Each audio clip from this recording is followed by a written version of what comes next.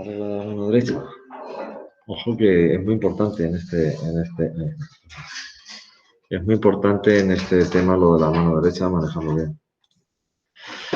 Bueno, vale. Teníamos un haz de partículas cargadas describe una trayectoria circular de 2 centímetros de radio alrededor de las líneas de un intenso campo magnético de 4 teslas, completando una órbita cada 1,64 por 10 a la menos 8 segundos. El sentido de giro es horario visto desde arriba. Ahí tienes el esquema y tal. Luego explicar razonadamente si el signo de la carga de las partículas es positivo o es negativo. Entonces, lo que decíamos ayer es, yo me fijo en el esquema que me han dado. Para poder indicar de forma inequívoca direcciones, sentidos, etcétera, etcétera, lo más práctico, lo más cómodo es, si no me lo dan, dibujarme yo un sistema de referencia. Porque hay veces que te lo dan ellos. Entonces, yo me dibujo un sistema de referencia, eje X, eje Y, eje Z, y ya está perfectamente definido hacia dónde va la velocidad, tal. Entonces, considero el punto P, y el punto P estaría en el origen de este sistema de referencia que me he puesto. Entonces, si el sentido de rotación visto desde arriba es sentido horario, esto visto desde arriba, lo que tengo es un campo así, una región donde tengo un campo de esta manera,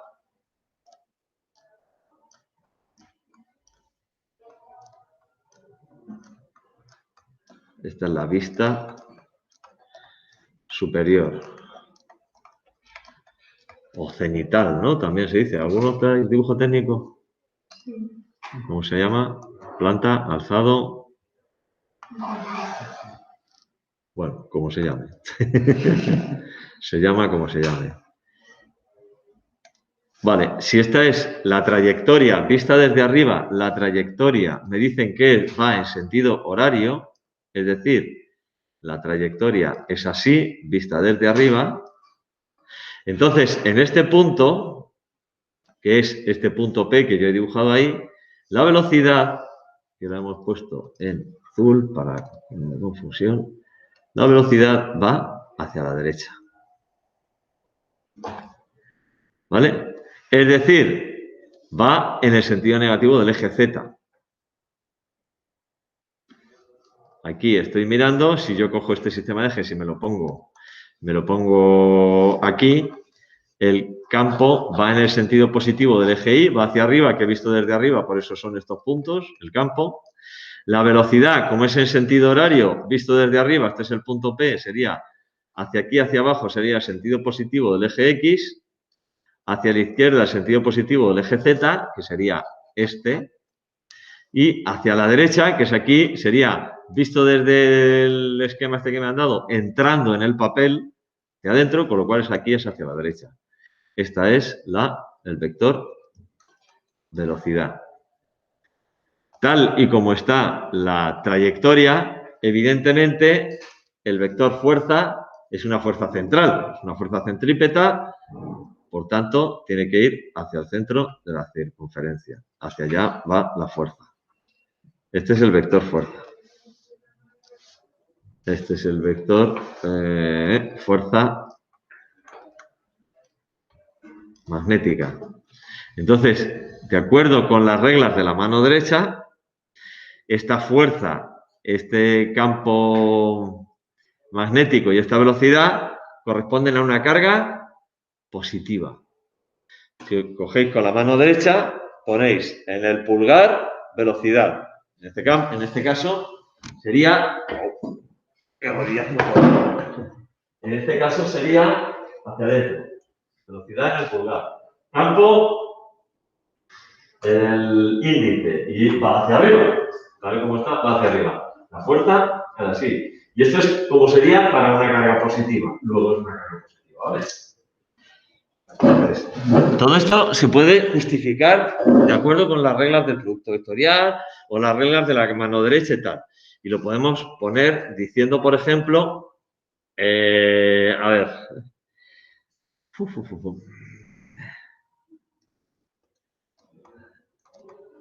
La distribución espacial de los vectores velocidad, campo y fuerza es coherente con el signo positivo de la carga que se mueve. Podéis poner entre paréntesis reglas del producto vectorial.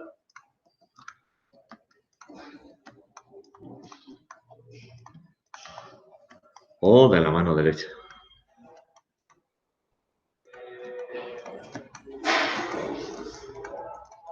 Por ejemplo, yo creo que una forma de justificarlo, decir, oye, explica razonadamente el signo de la carga, tal. Yo creo que hemos hecho un esquema, hemos puesto claramente hacia dónde van el vector velocidad, vector campo, vector fuerza, tal, y ese esquema de espacial de los tres vectores corresponde o es coherente con un signo positivo para la carga. Luego la carga es positiva, ¿vale?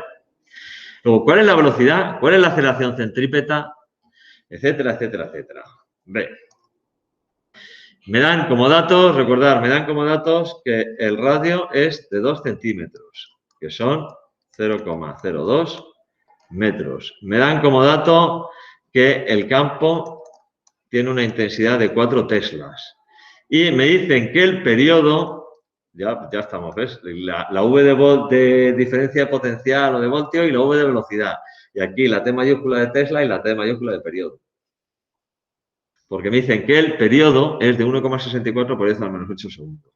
1,64 por 10 a la menos 8 segundos. Entonces, ¿cuál es la velocidad? ¿Cómo la calcularíais? La velocidad.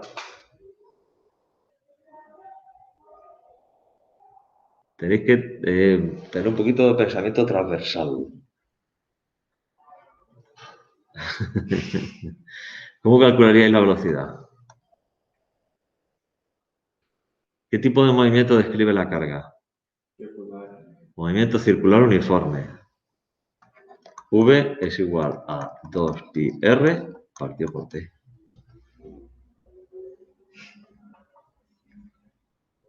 Ya está.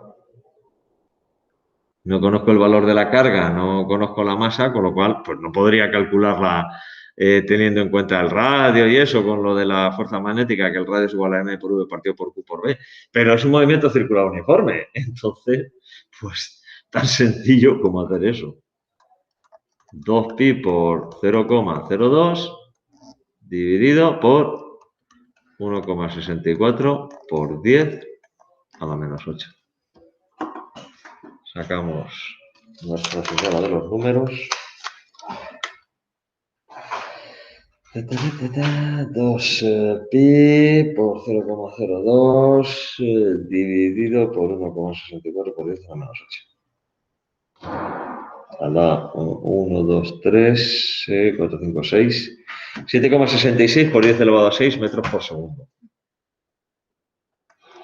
7,66 por 10 elevado a 6 metros por segundo. Y de nuevo, fijaos el orden de magnitud de las velocidades que estamos manejando, de millones de metros por segundo. Velocidades. Aquí nosotros no lo estamos teniendo en cuenta, pero los investigadores que trabajan en aceleradores de partículas y tal tienen que tener en cuenta los efectos relativistas. Ya lo oiríais ayer, la masa no es constante. Y el espacio y el tiempo tampoco. Con lo cual, hay que tener en cuenta los efectos relativistas. ¿Habéis oído hablar de los muones? Muones son partículas. ¿Los muones? Espérate, ¿cómo era? Los neutrinos. Los muones son otras partículas. Los neutrinos, seguro que habéis oído hablar de los neutrinos y que los habréis visto en películas. Tal. Un neutrino es una partícula que tiene una vida media de milisegundos, o sea, nada. Como se producen en las capas altas de la atmósfera, no podrían llegar a la Tierra, no los podríamos detectar porque se han extinguido antes de que lleguen a la superficie terrestre y, sin embargo, se detectan. ¿Por qué? por los efectos relativistas. Se mueven a velocidades próximas a la de la luz y entonces el tiempo para ellos no es igual que el tiempo para nosotros. A ellos, en lo que ellos, el tiempo, si lo ponemos un cronómetro y lo miden ellos, el tiempo que tardan en llegar desde la capa alta de la atmósfera hasta la Tierra es inferior a su tiempo de vida medio y sin embargo si lo medimos nosotros es muy superior. Por eso los detectamos. Es una de las demostraciones de la teoría de la relatividad de Einstein. O sea que, bueno, me voy por los cerros de Úbeda. Ya he calculado la velocidad y ahora me piden la aceleración centrípeta. ¿Cuánto vale la aceleración centrípeta?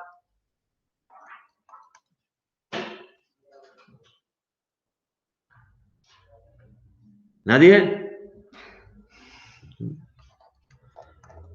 Acabamos de salir de los exámenes. V cuadrado parte por R.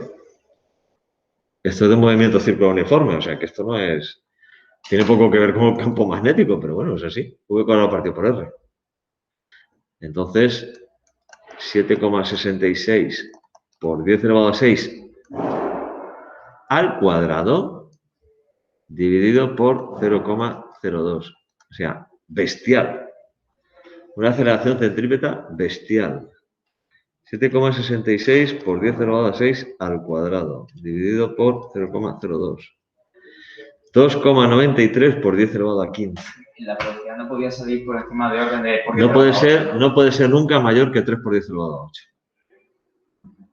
La aceleración no tiene límite. 2,93 por 10 elevado a 15 metros partido por segundo al cuadrado. Fijaos qué burrada de aceleración, una exageración, ¿verdad?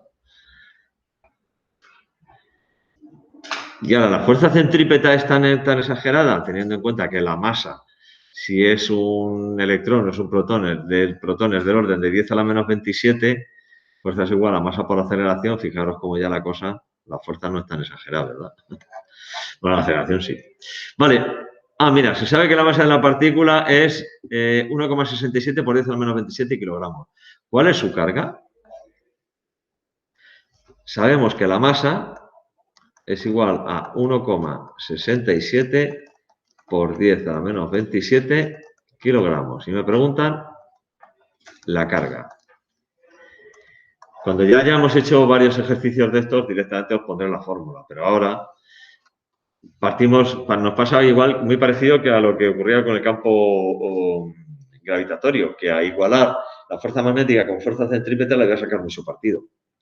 En este caso, lo que ocurre es eso, la fuerza de tipo magnético, que es la que provoca el movimiento de la carga, es una fuerza centrípeta. Es decir, teniendo en cuenta que la velocidad es perpendicular al campo, entonces es Q por V por B, aquí faltaría el seno del ángulo, pero como es perpendicular, el seno es 1, es igual a M por V cuadrado partido por R, aceleración centrípeta. Con este se me va, y ahora ya, pues aquí lo habitual es despejar el radio como M por V partido por Q por B. Pero en este caso, lo que me están pidiendo es la carga. Conozco todo lo demás y lo que quiero es la carga. Pues simplemente, directamente de aquí, obtengo la expresión de la carga. Carga es igual a M por V partido por R por B. Masa, 1,67 por 10 a la menos 27 kilogramos.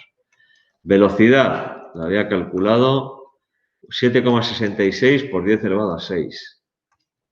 7,66 por 10 elevado a 6 metros por segundo. Radio, 2 centímetros, 0,2. Y campo eran 4 teslas, ¿verdad? El campo eran 4 teslas, sí. Campo 4 teslas, pues me sale la carga. A ver, 1,67 por 10 a la menos 27, esa es la carga de un protón. Por 7,66 por 10 elevado a 6, dividido por 0,02 y dividido por 4. Total, 1,599 por 10 a la menos 19. La carga del protón es 1,602 por 10 a la menos 19. Y me sale 1,6 por 10 a la menos 19 coulombios. Es decir, la partícula dichosa es un protón. Carga positiva, 1,6 por 10 a menos 19 coulombio, masa 1,67 por 10 a menos 27. Fijaos, ya está, el ejercicio. Y son 3 puntos en EBAU. Hay algunos que son, y otros, no hay proporción. Pero bueno, eso es lo que sale. ¿Vale? La primera parte es un poquito como más largo porque hay que darle vueltas a ver signo tal, de qué manera, de que sí, de que no. La segunda parte, cuidado, porque es mucho más sencilla de lo que parece. Tengo el radio, conozco el periodo, pues la velocidad de 2 pi repartido por el periodo. ¿Vale? Me sale una velocidad, pues eso, de 7,5 millones de metros por segundo. Eso, si lo pasáis a kilómetros por hora, ya es espectacular.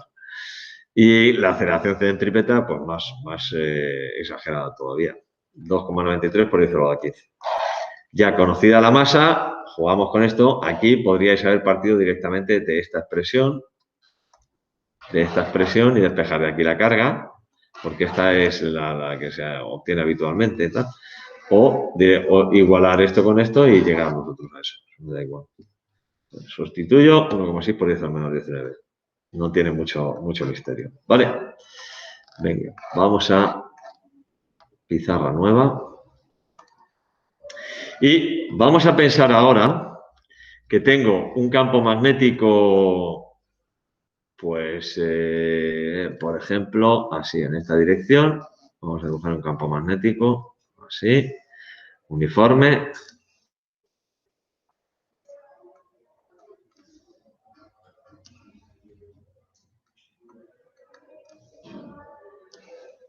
Aquí tengo un campo magnético uniforme, ¿vale? Y lo que tengo aquí, en vez de ser una carga en movimiento, es un conductor,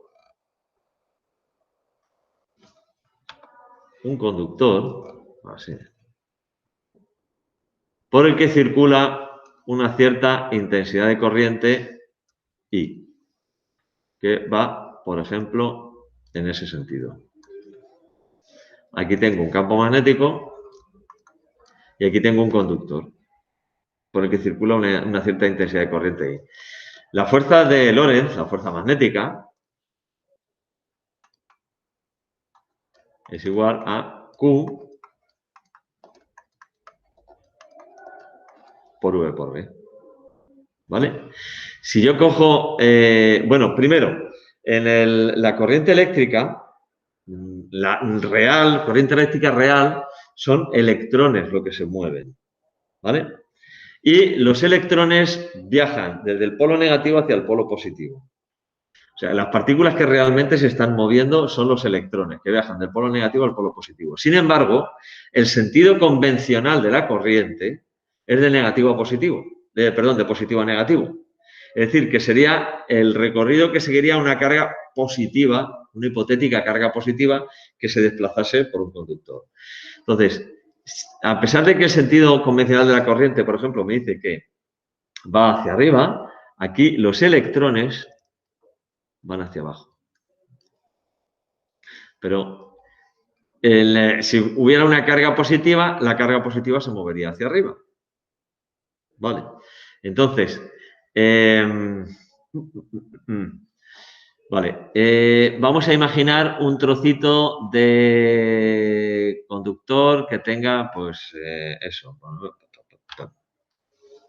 Un trocito de conductor que venga desde aquí hasta aquí, definido por ese vector L, que es esa longitud de conductor, una cierta longitud de conductor. Entonces, como la corriente, si es una corriente continua, las cargas se mueven a velocidad constante. Entonces, las supuestas cargas positivas se moverían a velocidad constante, con lo cual esa velocidad la puedo poner como espacio partido por tiempo. ¿No? Es una velocidad constante, con lo cual lo puedo poner como espacio partido por tiempo. Es decir, esta fuerza magnética la podría poner como Q por L. Eso parece una E y es una L. Voy a hacerlo ahora mejor. L partido por T por B. ¿Y esto qué es?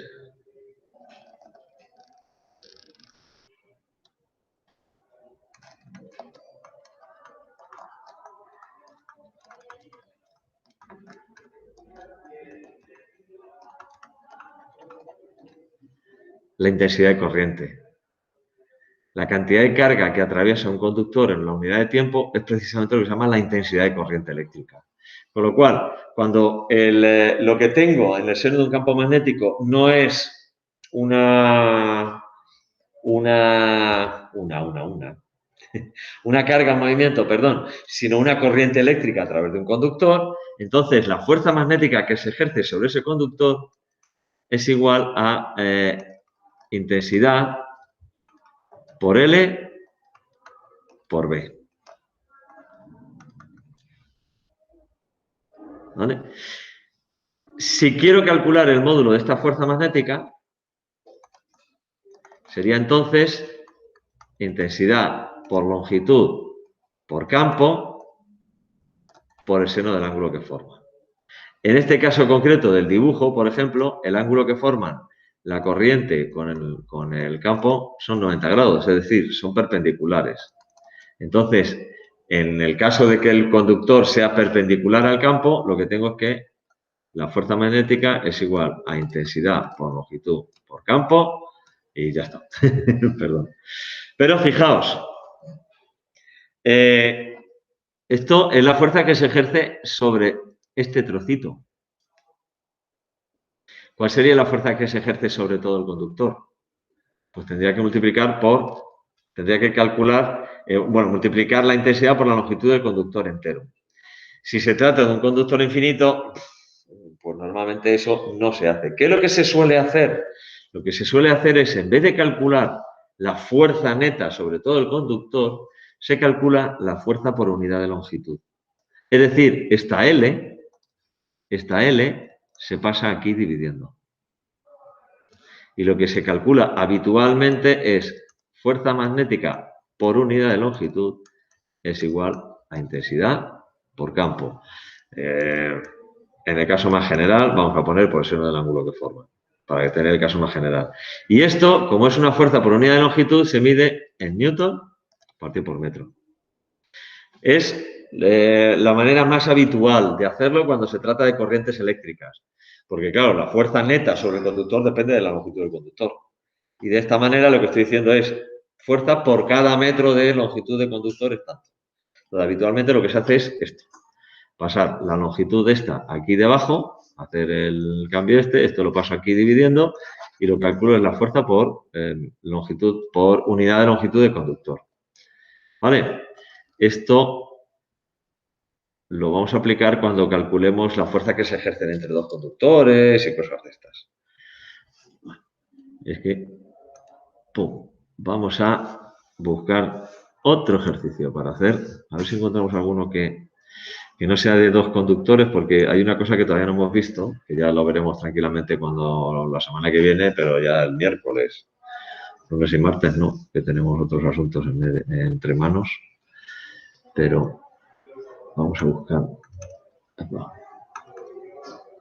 Joder. Ahí. A ver, por ejemplo, 2015, a ver qué hay en los enunciados extra de 2015, a ver qué hay. A ver si hay algo interesante.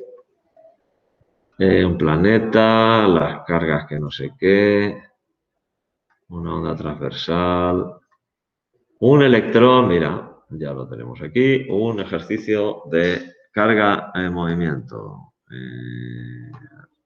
Chimpún. Un ejercicio de una carga en movimiento en el seno de un campo. Creo que nos mola. ¿Dónde está esto aquí? Vamos a coger el ejercicio. Pues sí que es el enunciado grande en este caso. Copiar. Vamos aquí. Pizarra nueva.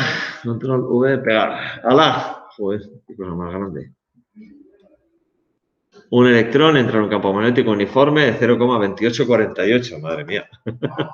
Teslas perpendicularmente a las líneas de campo. La órbita que describe alrededor de dichas líneas tiene un radio de 0,02 milímetros. Se pide explicar mediante un esquema adecuado cuál es la fuerza que actúa sobre el electrón una vez dentro del campo magnético, indicando en dicho esquema los vectores fuerza y velocidad.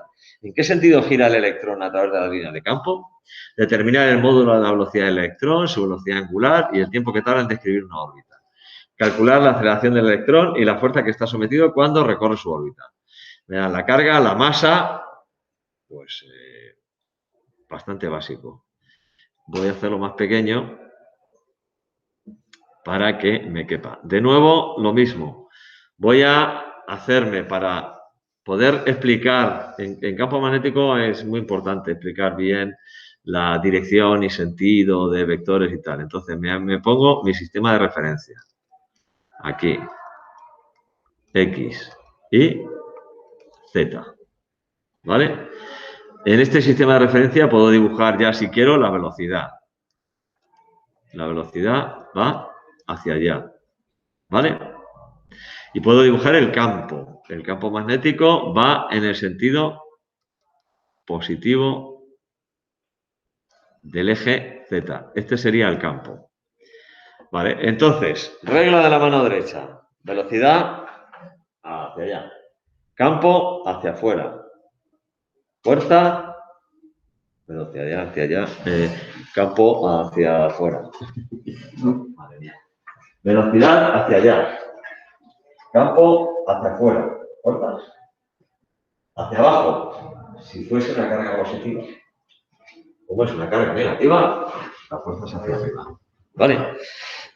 Entonces, ¿cómo lo justificamos? Aquí hago un esquema, tal, no sé qué, y digo,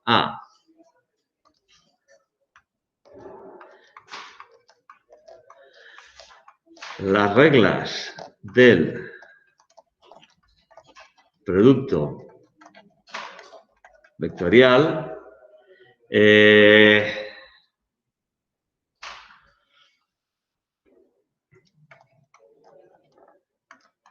darían como resultado que la fuerza va en el sentido negativo del eje Y menos J. Como se trata de una carga negativa,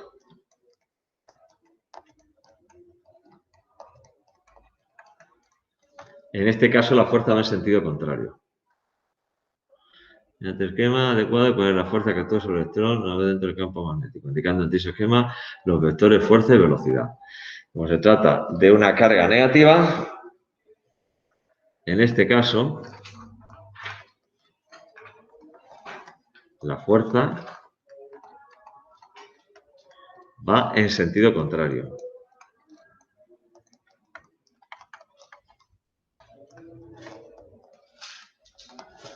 Es decir, en el sentido positivo del eje Y.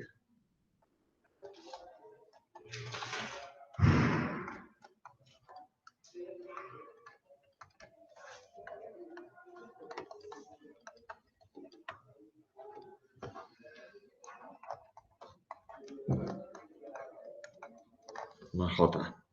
Y ahora ya sí que la dibujo, la fuerza magnética, no sé de qué color estábamos poniendo para la fuerza. Pongo colores ya que los tengo, pero en este caso la fuerza magnética iría para allá. Es decir, si yo ahora dibujo aquí el electrón entrando en este punto, el electrón aquí, tendría la velocidad, sería hacia la derecha y la fuerza magnética sería hacia arriba. Y la trayectoria del electrón sería una trayectoria circular, pero hacia allá.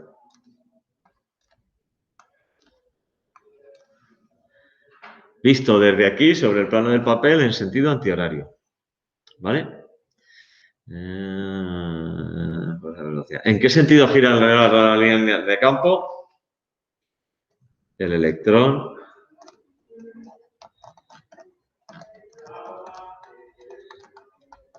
gira en sentido anti-horario sobre el plano del papel.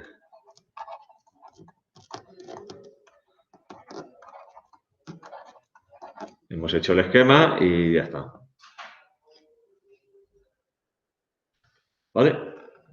En el apartado A no me piden en qué sentido trata. Fijar que no me piden ningún cálculo, solo justificar en qué sentido va, cómo va, tal, no sé qué, no sé cuánto.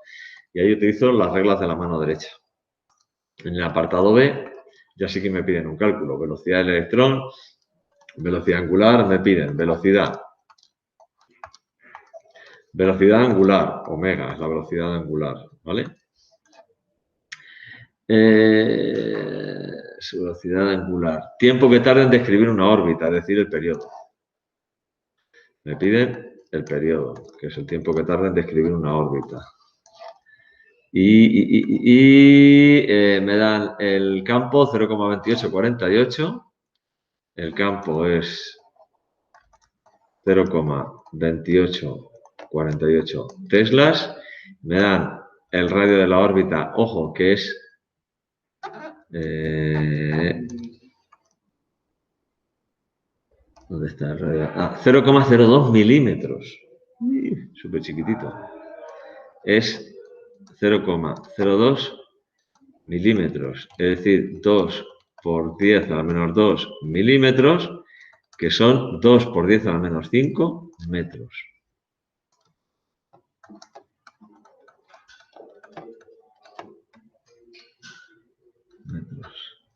Pues ya está. Tengo que calcular velocidad, tal. Tengo el radio. De nuevo, insisto, los primeros os lo haré así. Fuerza magnética, fuerza centrípeta. Es decir, Q por V por B por el seno de alfa es igual a M por V cuadrado partido por R. Como la fuerza, la velocidad y el campo son perpendiculares, este seno vale 1. ¿Vale? Entonces, este cuadrado se me va con este, y en este caso lo que quiero calcular es la velocidad. Y en este caso, entonces, despejo la velocidad como velocidad es igual a Q por B por R partido por M. Q por B por R partido por M. Como es un electrón, me dan la carga 1,60 por 10 a la menos 19 igual a 1,60 por 10 a la menos 19. El campo 0,2848. Ahora me imagino que veremos por qué este valor tan curioso para el campo.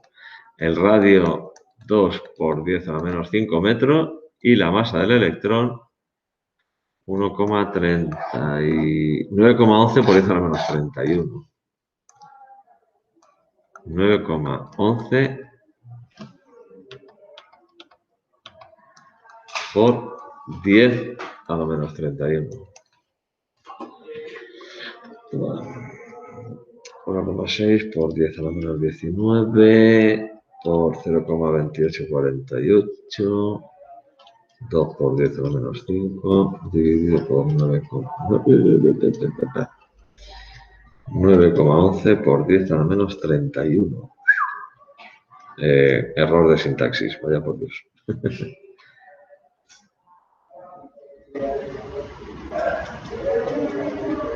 Aquí me falta algo, 1,6.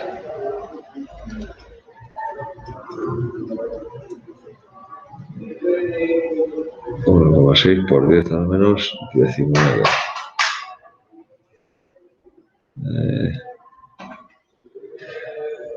1,6 por 10 a la menos 19, 0,2848, 2 por 10 a la menos 5, dividido por 1,1 por 10 a la menos 31. Vale, pues sale 10 elevado a 6, ¿no? 1,00395, 10 elevado a 6. 10 elevado a 6 metros por segundo. Esa es la velocidad del electrón. ¿Cuál es la velocidad angular? De nuevo, Estos son ya cuestiones que tienen más que ver con cinemática, de movimiento circular. ¿Cuál era la velocidad angular? Omega es igual a V partido por R. ¿Recordáis? En los movimientos circulares, la magnitud lineal y la magnitud vectorial, angular, perdón, se relacionan a través del radio. Siempre la magnitud lineal es igual a la magnitud angular multiplicada por el radio. Velocidad lineal, velocidad angular por el radio. Espacio recorrido, ángulo por el radio. Si el espacio es una circunferencia, el ángulo es 2π radianes por el radio. 2πr longitud de la circunferencia. ¿Vale? Pues en este caso sería 10 elevado a 6 dividido por 2 por 10 a la menos 5. ¡Wow!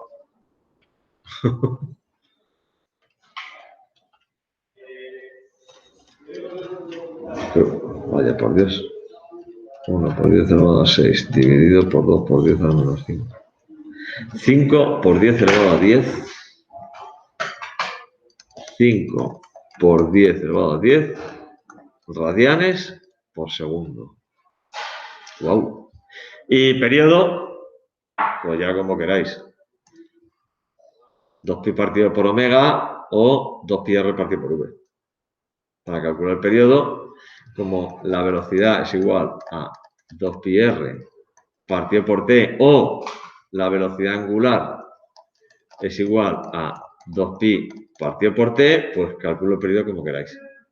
Una vez que tenemos las dos, pues por ejemplo, utilizando esta, podemos calcular el periodo como 2π partido por velocidad angular. Sería 2π partido por 5 por 10 elevado a 10. 2π dividido por esto. 1,26 por 10 a la menos 10 segundos.